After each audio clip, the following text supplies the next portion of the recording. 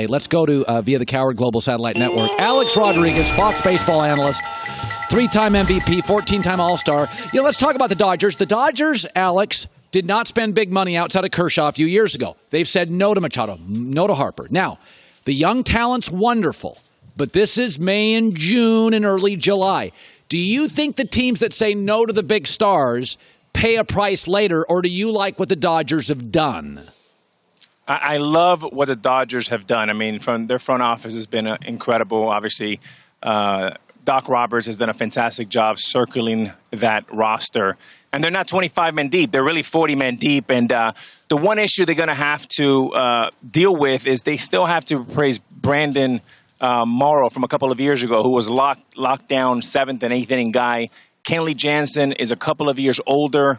So you have to help him fill in that gap. He needs more help, not less help. Yeah. It's funny. We're watching these NBA guys team up. Now, Philadelphia did add a bunch of veteran star players, but it's interesting. Do baseball players call in the offseason? Do they talk about joining each other, or is that just an NBA thing? I think there's some of that goes on, not as much as the NBA. Of course, Colin, with Major League Baseball, you need to have 6 full years of Major League Baseball service before becoming a free agent.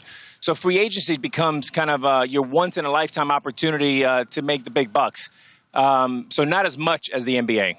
Bryce Harper is one of my favorite players in baseball, but I've always been a little reluctant to give a power hitter a 10-year deal because he comes into a city and the fans and the media want 45 jacks, and if you don't deliver it, it's a failure. And I think sometimes there's pressure on Joey Votto and Joe Mauer and now Bryce Harper. Where are the home runs?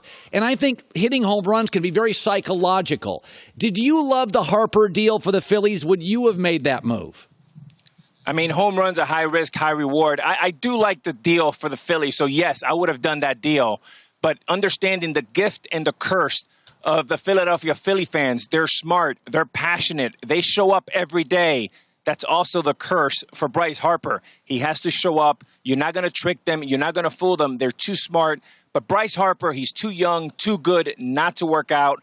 The only thing I caution is the 13 years without a divorce option, an opt-out, could be challenging. And right now, it looks like potentially it could be a long 12 and a half years left. Okay, NBA, everybody freaks out. All the stars going to the same place, but we got a bunch of teams that could win. Right now, big market New York, big market L.A. appear to have the best teams.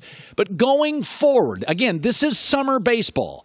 You tighten the rotations, a lot more pressure. When you look at the Dodgers and the Yankees, if I said today, pick one that plays and is built for October, which one would it be for you? I think right now they're both the best teams in baseball for a marathon. I think both of them still have a challenge when it comes down winning 11 games in October. And in order to do that, I have one concern, and it applies to both teams. In a short series, the Dodgers can run into a team that's feisty, that's young, that has great pitching, where 90 feet actually means something. That's the San Diego Padres. They just got swept at home.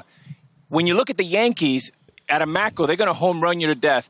High risk, high reward. The Yankees, when they score 2 runs or less, are 0-13. Wow. Both examples for the Dodgers and the Yankees scream postseason baseball. If you're Cashman and you're the Dodgers front office, you have to address who pitches game 1, 4, and 7 for the Yankees.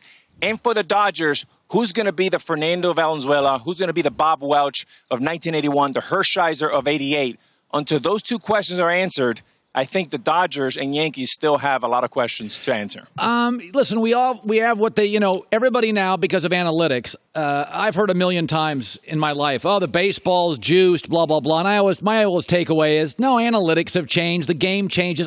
To me, athletes are bigger and stronger. Everybody throws 96. Because of analytics, everybody's got that upgrade, the launch angle on the swing. I don't think it's the baseball. I'm seeing all these big, strong athletes and guys throwing 96. That's why we're setting records for home runs. I mean, what do you see? I mean, look, Commissioner Rob Manfred has been on the record that he's going to look at the balls. I think we just have to wait and see. We don't have enough of a large sample size. I just wish that I stuck in there for 4 more home runs the way the balls are flying out of here. Right. Look, I think home runs are good for baseball. They're fun. We're always trying to make the game better. We just came back from London. The Yankees and Red Sox absolutely killed it. Right. It was a global thing. We had the Yankees, the Red Sox, the Royals. We had Prince Harry, Meghan. It was fantastic. And now we're here at the All-Star Game with some of the best, youngest players. It's really what we should be talking about and leading with our greatest stories. By the way, there is a wave of great young players. And it seems to me that it's quicker. It used to be you get drafted, even if you were like a Wade Boggs, you go to the minor leagues, you disappear for a few years, then you reemerge, a September call-up, then you play. It feels like baseball players are getting drafted and getting to the big sooner. Am I missing something, or is that happening? 100%. I mean, in sabermetrics, big data is suggesting that the way to go is younger is better. And that's not always the case, because you have a guy like Justin Verlander who's going to start here tomorrow night. He's 36 years old. He's never been better. And he's already said, Colin, that he wants to play into his 40s like Tom Brady, like I did, Jeter, Mariano. So if you take care of yourself, you can still play into your 40s, but you're just more of an anomaly. Big data is telling you that earlier is better, and they're double and triple downing on kids that are in their young 20s and early 30s.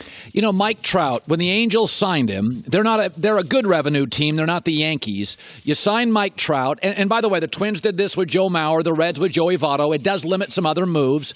If you ran a baseball team, and I'm not sure if that's an aspiration for you over time, but if you had a Mike Trout talent where you know you could move him and get an all-star shortstop, 4 draft picks, a reliever, what is your take on a Mike Trout talent? You develop him. You're not a huge major market revenue team. Maybe you're like 8th in baseball. Would you keep Trout and sign him? Would you move Trout and get a boatload of picks? What would you do if you got an all-time talent like Trout? First of all, Artie Moreno, the owner of the Angels, is one of the smartest owners in our game. And the only Hispanic, which I'm very proud of him. But the thing you got to think about is Mike Trout is the easiest decision in baseball. So is Clayton Kershaw. So is Derek Jeter. So is LeBron James. When you have the best, you pay up and you just forget about it in the long term. There's going to be no better investment the Angels have than Mike Trout. The reason why is when you go sit down with Fox and you go negotiate that contract, the executives of Fox are going to start and end with Mike Trout. And that is your anchor tenant. Think of Mike Trout like Walmart. It starts and ends. The things you have to worry about is the secondary and tertiary moves after Mike Trout, is the Albert Pujols, is the guys that you bring in after that can make you or kill you. By the way, finally, speaking of London, it was an amazing TV event. Were you shocked how much positive reception, England, the UK gave to baseball? I was shocked by they wrapped their arms around it. What was it like to be there? Colin, I got to tell you, I was there on the ground, and I went down for Commissioner Manfred in November to promote. Did about 55 interviews in a couple of days. I heard from many Brits on the ground that they were more excited about baseball, Yankee Red Sox, than they were about the NBA and the NFL. Now, those were just the people on the streets talking. The next day, I went to Wimbledon and did a little tennis with McEnroe. I counted tens and tens and tens of different hats, Yankees, Red Sox, Cubs, Cardinals. And what it is, baseball has an opportunity to be huge and international. We had over 700 media members, 120,000 people watching live, 30,000 in the lawn watching outside.